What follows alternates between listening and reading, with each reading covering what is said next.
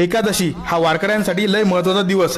ज्या वारकऱ्याला एकादशी राहत नाही असं समजायचं का तो वारकरीच नाही आहे. एकादशी म्हणजे विठ्ठलासाठी केलेला उपवास म्हणजे विष्णूजी, आणि हे महाराष्ट्रातच नाही तर संपूर्ण भारतात केले जाते. एकादशी ही हिंदू पंचांगानुसार प्रतिपदेपासून सुरू होणाऱ्या पक्षातल्या, ज्याला आपण पंधरवडा म्हणतो, त्यातला 11वा दिवस. म्हणजे महिन्यात 2 पंधरवाडे, तर महिन्यात आल्या 2 एकादशा, कधी कधी एक पण येते. 2 एकादशा लय महत्वाच्या, आषाढी आणि कार्तिकी. आषाढी एकादशीच्या दिवशी म्हणजे आषाढ शुक्ल एकादशीला विष्णूजी झोपी जातात, जे की कार्तिक एकादशी पर्यंत झोपलेले राहतात. कारण विष्णूजीकडे हे संपूर्ण सृष्टी चालवण्याचं काम आहे आणि त्यांना या 4 महिन्यात आराम दिला जाते.